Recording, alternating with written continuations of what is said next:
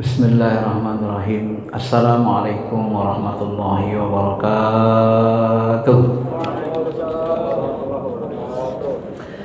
Alhamdulillahirabbil alamin. Alhamdulillahilladzi nawwara qulubana binuril iman wal islam wal ihsan. Asyhadu an la ilaha illallah khaliqus sairil alam wa asyhadu anna Muhammadar Rasulullah. Allahumma shalli ala habibina syafi'ina Muhammadin wa ala alihi wa sahbihi ajmain, amma ba'd. Bapak Ibu yang dirahmati Allah Subhanahu wa taala, hari ini tema yang akan kita bahas kita ambil dari kitab Sirah Asrar, menjelaskan melihat Allah dengan basirah batin.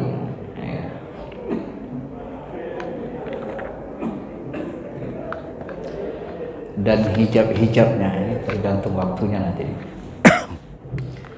Bapak Ibu yang dirahmati Allah Subhanahu wa taala, salah satu yang membuat lemahnya keyakinan kita adalah karena kita tidak kenal Allah dengan sempurna. Semakin sempurna pengenalan kita kepada Allah, maka semakin kuat keyakinan kita. Dan keyakinan ini adalah tonggak peradaban. Dalam bahasa lain, kita tidak bisa bermimpi peradaban Islam akan tercipta tanpa ada dasarnya, basisnya, yaitu keimanan, pengenalan kepada Allah. Karena itulah Nabi pertama kali di Makkah itu 13 tahun membina keimanan terus. Baru nanti di Madinah turun perintah-perintah hukum-hukum Islam, perintah sholat lima waktu, puasa, zakat, haji, waris, dan seterusnya. Bapak Ibu yang dirahmati Allah Subhanahu wa taala, melihat Allah ini oleh sebahagian ulama dibedakan, ya. Ada yang mengatakan Allah hanya bisa dilihat di akhirat saja, tak bisa dilihat di dunia. Ada yang mengatakan Allah bisa lihat di dunia, tapi melihat Allah di dunia ini dengan mata hati. Nah, di dalam ilmu tasawuf, Allah itu bisa dilihat di dunia dengan mata hati, ya. Hadis-hadisnya banyak sebenarnya. Ini semua yang kita sebutkan tadi itu sebenarnya ada dalilnya, sahih-sahih semua. Itulah pemahaman. Kadang-kadang Nabi menyampaikan sesuatu itu, sahabat menyampaikan sesuatu ala qadri ukulih, sesuai kadar kepahaman orang yang bertanya. Salah satu dalil yang mengatakan adalah perkataan Ibnu Abbas, anna Nabi SAW ra'a rabbahu bi fu'adihi marratain. Nabi SAW melihat Allah dengan mata hatinya 2 kali, ya. Ra'aitahu bi fu'adi wa lam arahu bi aini. Ini disebutkan Rasulullah SAW ketika ditanya, ya Rasul, apakah engkau melihat Allah? Maka Nabi menjawab, aku melihatnya dengan mata hatiku, dan aku tidak melihatnya dengan mata kepalaku. Ini hadis Tabrani, ya. Nah, maka Syekh Abdul Qadir Jilani dalam kitab As-Sirah Asrar mengatakan, perru'yah ala nau'aini, melihat Allah ini ada 2 macam. Yang pertama, ru'yatu jamalillah fil akhirah, melihat Allah di akhirat, ya, keindahan zatnya, keindahan wajahnya, keindahan Allah Ta'ala di akhirat, bila wasitati mir'atal qalbi, tanpa perantaraan cermin hati. Seperti dikatakan Habib Umar, nanti di akhirat ketajaman mata kepala itu disejajarkan, disamakan Allah dengan ketajaman mata hati, sehingga nanti kita bisa melihat Allah dengan mata kepala sama dengan mata hati, ya. Wa ru'yatu bi sifatihi fid dunya biwasitati mir'atil qalbi. Adapun melihat sifat-sifat Allah di dunia bisa dilakukan dengan perantara mir'atil qalbi, dengan perantara cermin hati. Binadril fuad min aksi anwaril jamal, kama qala Allah Ta'ala ma kadzabal fuadu ma ra'a. An-Najm ayat 11. Jadi melihat Allah itu dengan perantaran cermin kalbu, lewat cermin hati, dengan penglihatan mata hati, dari pantulan cahaya jamalullah, cahaya jatnya, nur jatnya. Inilah yang dikatakan Allah dalam Quran, ma kadzabal fuadu ma ra'a. Muhammad tidak mendustakan apa yang dilihat oleh mata hatinya. Ya. Maka dalam hadis lain disebut qalbul mukmin ini adalah cermin. Al-mu'min mir'atul mu'min. Ya, orang beriman itu cerminan Allah Ta'ala. Maksudnya kalbu orang beriman itu adalah cermin dari Allah yang bersifat al-mu'min juga. Al-mu'min itu artinya yang memberikan keamanan, ketenangan. Nah, jadi manusia bisa mampu melihat sifat-sifat Allah pada segala sesuatu yang ada dan terjadi di bumi ini, berarti dia pasti akan melihat zatnya. Nah, kalau nanti kita mampu terbuka mata hati kita menyaksikan di balik segala sesuatu itu Allah, maka nanti dipastikan kita akan diberi keizinan untuk melihat zatnya di akhirat tanpa perantara. Melihat sifat-sifat Allah inilah yang sering dilakui atau diakui para wali, seperti Umar bin Khattab misalnya pernah mengatakan, ya, bahasa Umar bin Khattab itu ra'a qalbi rabbi ay binuri rabbi. Qalbuku melihat Tuhanku, ay binuri rabbi, yaitu dengan cahaya Tuhanku, dengan cahaya zatnya. Cahaya itu bisa diartikan ilmu, penerang, pemberitahu, dan seterusnya. Jadi dengan keilmuan tadi, hati kita bisa menyaksikan kenyataan Allah. Sama dengan Imam Ali. Ketika ditanya, ya Ali, apakah engkau melihat Allah, melihat yang kau sembah? Ali mengatakan, aku tidak pernah menyembah, beribadah kepada zat, kepada yang tak kulihat. Artinya dia menyembah sesuatu yang dia lihat, yaitu Allah Ta'ala. Ya.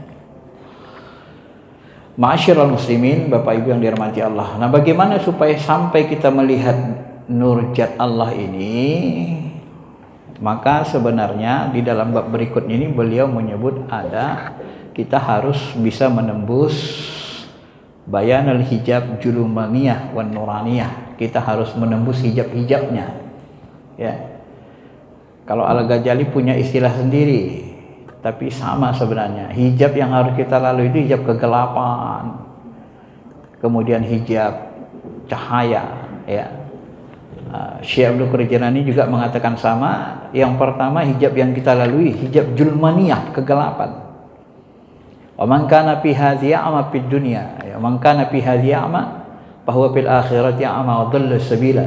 Siapa yang buta di dunia ini, nanti di akhirat dia lebih buta. Artinya kalau di dunia kita tidak bisa memandang kenyataan Allah, ya, di balik segala sesuatu itu ada Allah, maka nanti di akhirat kita lebih parah lagi, lebih buta lagi.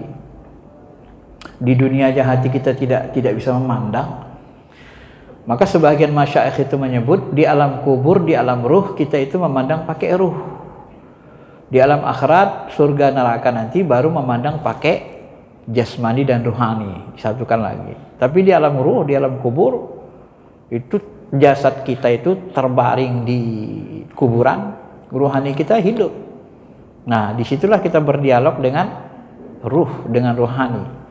Ya, jadi rohani itu kalau dia buta, maka nanti dia akan dipenjara di dalam tempat yang sangat-sangat gelap dan ditampakkan baginya ajab-ajab siksa, termasuk nerakanya Allah Subhanahu wa Ta'ala, seperti Fir'aun disebut dalam Quran begitu. Nah, hijab-hijab yang kita sebut ini, wasababu umyul qalbi, penyebab mata hati kita itu buta, kata beliau, zulumatul hujub wal ghaflah wan nisyan bisababi bu'dil ahdi min rabbih. Penyebab kalbu kita ini buta karena adanya tabir gelap, ya. Tabir gelap tadi disebabkan karena kita sering lupa, lalai jauh dari menepati janji-janji kita di alam lahud. Apa janji kita kepada Allah? Lastu birabbikum qalu bala syahidna. Ya. Janji kita hidup harus bertuhankan Allah, mentaati Allah. Nah, apabila kita jauh dari zikir, jauh dari Allah, sering lalai, sering lupa, inilah yang menyebabkan hati kita menjadi gelap. Karena Allah itu sumber cahaya. Makanya ketika berangkat ke masjid, dalam Sahih Bukhari Muslim, Nabi sering mengajarkan kita berdoa, Allahumma ja'al fi qalbi nuran, wa fi sam'i nuran, wa fi basari nuran, wa fi lahmi nuran, ya, wa fi ajmi nuran, wa ayyamini nuran. Ya Allah, jadikan dalam qalbuku cahaya, di mata, telinga, tulang bululangku, sumsumku. Ini salah satu doa Nabi yang mengurai sampai rinci. Ya. Kanan, kiriku, depan, belakang, atas, bawah. Jadikan cahaya. Allahumma ajim ahli nuri.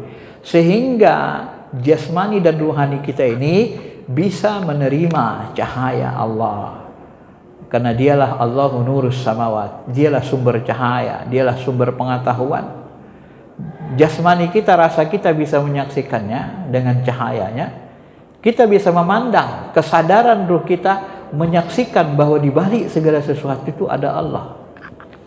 Kesadaran rohani kita yang bercahaya itu, yang berilmu itu, dia bisa menyaksikan bahwa apapun yang terjadi, la tataharrak illa biidznillah, tidak ada semesta ini bergerak kecuali dalam pengetahuan Allah, kecuali dengan izin Allah.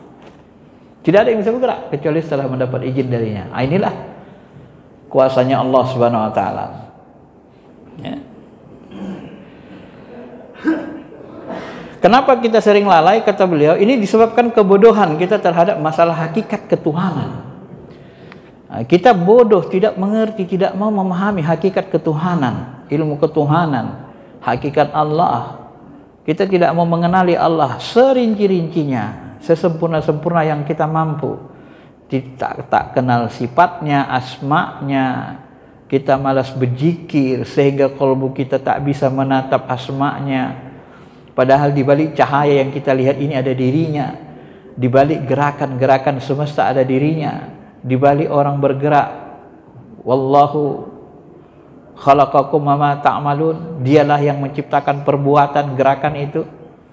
Walaupun kita lihat manusia bergerak, tapi sebenarnya pencipta gerakan adalah dia. Tanpa izinnya kita tidak bisa bergerak. Ya.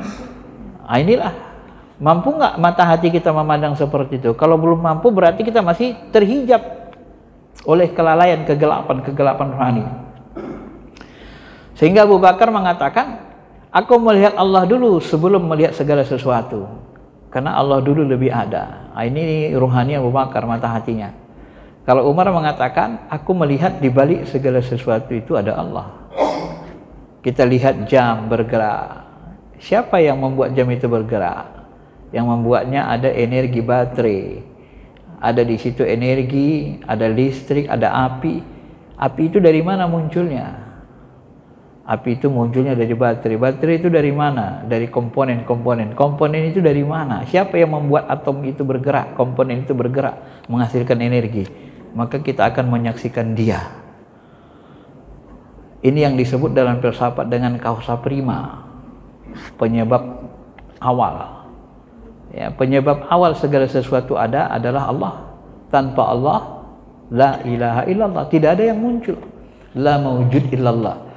Wujudnya alam semesta ini, segala isinya, itu disebabkan Allah yang mewujudkannya, mengadakannya. Kalau Allah tak ada, maka tiada segalanya. Tidak mungkin ada segalanya. Ini penyebab. Itu juga disebabkan, kata beliau, kebodohan ini timbul karena kalbu dikuasai oleh sifat-sifat tercela. Ya, kemudian kita dikuasai hati kita dengan sifat-sifat tercela. Seperti apa? Sombong. Maka muncullah rasa sombong. Sombong ini kan model seperti iblis. Kenapa muncul rasa sombong? Karena kita merasa bisa. Karena kita merasa kitalah yang hebat, kita yang lebih. Padahal kita pun sebenarnya itu diciptakan Allah, diri kita. Tenaga kita pun tenaga yang diberikan Allah. Kok kita merasa kita? yang berbuat. Makanya di dalam ilmu hakikat, ilmu yang paling tinggi itu adalah sebenarnya ilmu la haula wala quwata illa billah. Apabila kita sudah mampu pasrah, berserah diri sepenuh-penuh hati, saya yakin qalbu kita kepada Allah, maka saat itu kita akan menjadi orang paling kuat. Kalau boleh saya katakan, inilah penyebab orang kebal. Kalau sudah tawakalnya penuh, kebal lah itu. Dibacok juga nggak mampan. Tapi putus penuh, yakin. Kalau masih ragu, terbelah.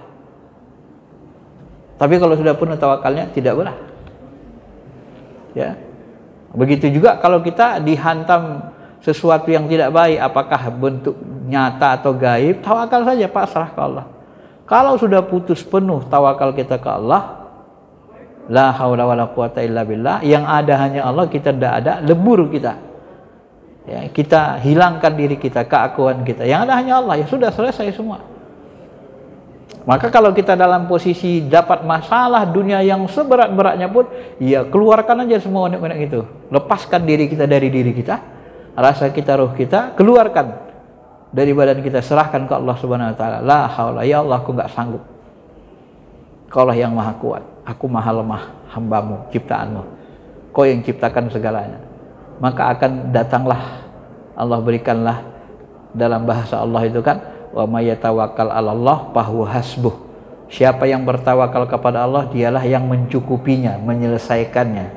Inna baligh amri qad jalallahu kulli syai'in qadra. Dia akan menyampaikan, baligh, menyampaikan urusan, menyelesaikannya. Bapak Ibu yang dirahmati Allah Subhanahu wa taala, dendam, tidak boleh kita berdendam. Maka Nabi itu sebenci apapun beliau kepada kafir Quraisy, tapi kalau sudah masuk Islam sudah selesai, tidak ada lagi.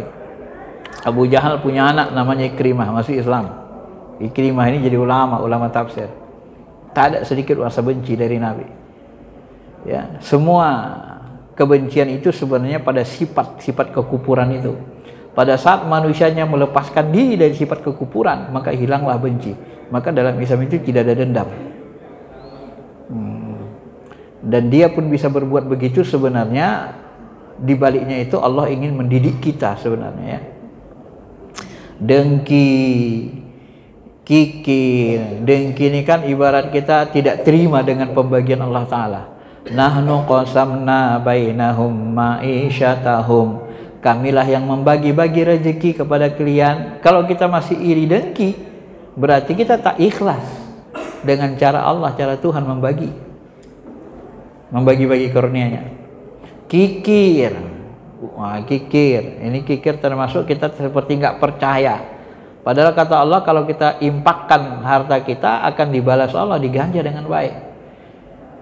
Mana qasamalin min sadaqah, tidak akan berkurang harta yang sedekahkan, bal yazdat. Tapi kita nggak yakin. Kita anggap sedekah itu adalah mengurangi harta kita, bukan nambah. Nah, berarti di situ hati kita tidak memandang Allah itu. Hati kita digelapkan oleh hawa nafsu. Kalau hati kita memandang Allah, maka kita memahami itu. Oh, ini pasti ditambah Allah, ini perintah Allah gitu. Nah, ini penyebabnya kelalaian dari awalnya, tidak mengenal Allah. Termasuk ghibah, namimah, mengadu domba, ya, menyukai keburukan, bohong, dan sifat tercela lainnya. Ini yang disebut Al-Ghazali, dalam bahasa Al-Ghazali dengan istilah takhalli, kosongkan kalbu kita dari sifat-sifat tercela. Inilah yang dimaksud dengan sifat hijab julmiyah, hijab kegelapan, yang membuat hati kita tidak mampu menatap, menyaksikan Allah Ta'ala. Maka sifat inilah yang mengakibatkan manusia turun derajatnya ke derajat apa? Asfala safilin. Lahum qulubul la yaqiluna biha, ada hati tak bisa memahami karena gelap dia, julmania. Walhum a'yunul la yasma'una biha, mereka punya telinga enggak mau dengar ayat-ayat Allah, ya seperti ada hijab, ada penghalang di telinga mereka. Maka tidak ada cara untuk menghilangkan ini kecuali dengan membersihkan cermin kolbu. Dengan apa? Dengan tauhid, keyakinan kepada Allah, dengan ilmu, cahaya, ya, dengan amal, berjuang sekuat tenaga baik lahir maupun batin. Dan inilah yang nanti bisa menghidupkan kolbu kita dengan cahaya tauhid, sehingga nanti kita bisa menyaksikan nur zatnya, memandang Allah Subhanahu wa taala, ya. Nah, kata beliau rahimallahu alaih qaddasallahu sirrah, kemudian beliau melanjutkan, setelah tabir gelap hubjul maniyah hilang, maka akan tersisa tabir cahaya. Ini cahaya, hampir sama dengan bahasa Ghazali kan, telaga.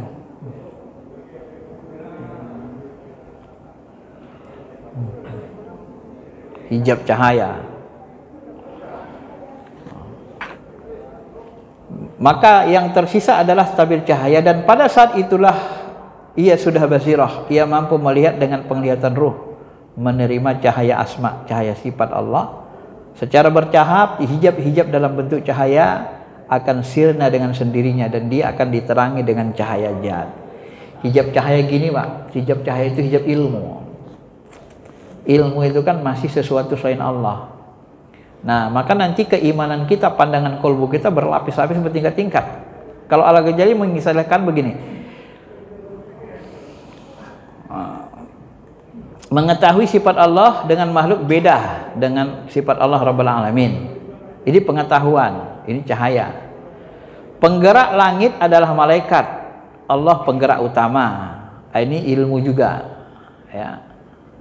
Ini masih hijab cahaya, belum sampai ke nur zatnya. Kita masih melihat malaikat. Gerakan alam adalah bentuk pengabdian, pelayanan, ibadah, ketaatan malaikat. Allah penggerak utama melalui perintahnya. Ini hijab cahaya ini. Nanti hijab-hijab ini lama-kelamaan hilang, barulah sampai kita ke makom, kata Al-Ghazali, ya, hijab cahaya hilang, barulah kita sampai kepada memandang nur zatnya. Nah, kalau nur zatnya itu, ini lagi disebut ma'rifat dalam istilah Ghazali, terbakarnya segala yang dicerna, diserap dalam, larut dalam luluh, kendati menatap keindahan kemasucian Allah di samping menatap keindahan dirinya, ya. Jadi sesudah ilmu-ilmu tadi, ini benar dia Pak, sebenarnya benar ini. Cahaya ilmu itu cahaya, al-ilmu nur, cahaya-cahaya tauhid. Tapi kalau kita masih memandang sesuatu selain Allah, itu belum sampai kepada ma'rifat yang sempurna. Sampai nanti semuanya menjadi sirna, ya. Sehingga yang kita pandang di semesta ini hanya Allah saja. Itulah ma'rifat sempurna, ya. Yang menggerakkan ternyata dia, semua diliputinya. Ini perjalanan mata hati untuk menyaksikan Allah, dan itu butuh waktu yang lama. Sehingga Al-Ghazali menyebut, kalau kita dari kecil bekerja keras sampai umur 30-50 tahun, kita insya Allah pasti kaya. Lebih mudah untuk menjadi kaya raya, jadi konglomerat, kalau bekerjanya serius, daripada bapak serius dalam ilmu ini. Belum tentu sampai, katanya. Lebih berat untuk sampai ke sana. Ya, Al-Ghazali mengistilahkan begitu. Karena godaan untuk ke sini banyak. Dalam kerja kita selalu dilalaikan dengan tulisan-tulisan, kerja-kerja kita. Makanya Nabi sebelum dia dakwah itu, dia disempurnakan dulu ma'rifatnya. 13 tahun di Gua Hira bertapa, tahanus 3,5 tahun.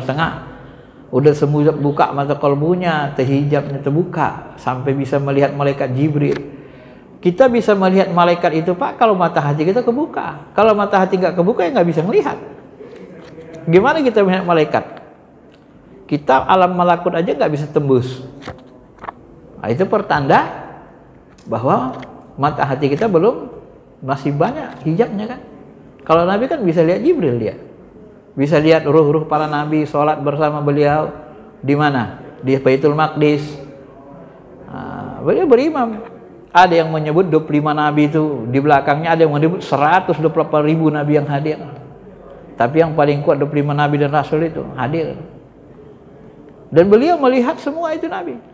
Dalam hadis Sahih Bukhari disebut, itu hadis sahih, bukan hadis lemah. Beliau bisa melihatnya. Itu orang yang mata hatinya kebuka. Nah, cuman sebagian orang yang tak belajar ilmu ini menganggap itu hanya khususiat untuk Nabi. Padahal tidak ada dalil yang mengatakan itu khusus untuk Nabi. Silakan cek, tak ada satu ayat dan hadis mengatakan pun itu khusus Nabi. Khalisatal lak, ada nggak bahasa begitu? Khalis, khusus untukmu. Seperti dikhususkan Nabi boleh menikahi lebih dari 4. Khalisatal lak, nah itu khusus Nabi. Tapi kalau kebuka mata hati ini tidak ada dikhususkan buat Nabi SAW. Ya. Karena itulah para ulama-ulama sufi mengkaji, belajar, membersihkan cermin kolbu mereka, dan sampai kita melihat menyaksikan banyak para wali-wali besar yang bisa menyaksikan alam ruh, yang bisa menyaksikan, kalau bahasa mursyid kita, jangankan ruh, Allah aja bisa dilihat kok. Masa ruh nggak bisa di bawahnya? Logika sederhananya, masa ruh nggak bisa melihat ruh? Melihat ruh pakai apa? Pakai mata ruh. Jin bisa melihat jin, ruh bisa melihat ruh, manusia bisa melihat manusia pakai mata manusia, mata kepala. Masa ruh nggak bisa melihat ruh pakai mata ruh? Nah, kita nggak ngerti aja kan mata ruh itu yang mana, belum dibukakan Allah ke kita. Nah, tapi kalau Allah bukakan mata ruh kita, mata hati kita, baru kita bisa melihat ruh. Maka disebut dengan fuad, mata hati. Maka dzabal fuad ma ra'a, dia melihat Allah atau melihat Jibril dengan mata hatinya, bukan dengan mata kepala di dunia, dengan mata hati. Ya, kalau sudah terbuka mata hati baru bisa disatukan ke mata kepala. Tapi secara umum melihatnya itu dengan terbukanya mata hati. Ma'asyiral muslimin, Bapak Ibu yang dirahmati Allah. Nah, inilah secara ringkas yang harus kita lakukan bagi orang-orang yang mau menempuh jalan ketuhanan, mau pulang dengan sempurna kepada Allah. Karena kalau mata hati kita kebuka, kalau bahasa beliau di sini, bersih hati kita, maka nanti kita akan rindu kepada Allah. Rindu, muncullah kerinduan kita ingin pulang ke negeri asal, ke negeri hakiki. Kenapa? Karena dunia kita bukan di bumi ini. Tempat asli kita, tempat tinggal kita sebenarnya bukan bumi. Bumi ini terlalu kecil, isinya terlalu sedikit, ya, terbatas, sedikit, kecil. Maka Al-Ghazali menyebut, kalau orang yang sudah mukasyafah, terbuka wilayah gaibnya, diperlihatkan Allah alam malakut, maka dia akan memandang bumi ini menjadi kecil. Wajar kalau Nabi membuat andai-andaian, bumi ini tak obahnya seperti sayap nyamuk sebelah, katanya. Saking kecilnya bumi ini. Itu kan karena Nabi sudah melihat malakutus samawati wal ardh, kerajaan langit yang maha luas, kerajaan Allah Ta'ala. Kalau kita belum bisa melihatnya, maka kolbu kita memandang, ya itu tadi, kadang-kadang bumi ini sangat besar. Segalanya diukur dengan uang, segala-galanya diukur dengan harta, segalanya diukur dengan dunia. Ini tadi kelemahan-kelemahan kolbu kita. Karena itulah kita terus-menerus harus membersihkannya dengan berzikir. Dan zikir yang kita sebutkan kemarin, yang sebelum-sebelumnya, harus dicentuhkan kepada ini, ruh jismani yang mengalir seluruh diri kita. Begitu kita berzikir istighfar, astagfirullahaladzim, ruh jismani kita ini kan mengalir di seluruh tubuh darah. Maka ketika kita berzikir, beribadah, niatkan, rasakan seluruh jasmani kita ini dan rohani kita ikut menyembah Allah, beribadah, berzikir, beristighfar. Ya, sebenarnya Nabi pun sering memberi isyarat seperti itu, ya, seperti Nabi ruku, khosya'a sam'i, ya Allah, ku tundukkan pendengaranku, penglihatanku, mataku, otakku, sumsumku, tulang belangku kepadamu. Jadi semua zahir batin itu tundukkan Nabi SAW. Sebenarnya beribadah yang paling sempurna itu begitu, dan itulah yang diajarkan di dalam dunia spiritual Islam mereka. Zahir batin itu tunduk ke Allah.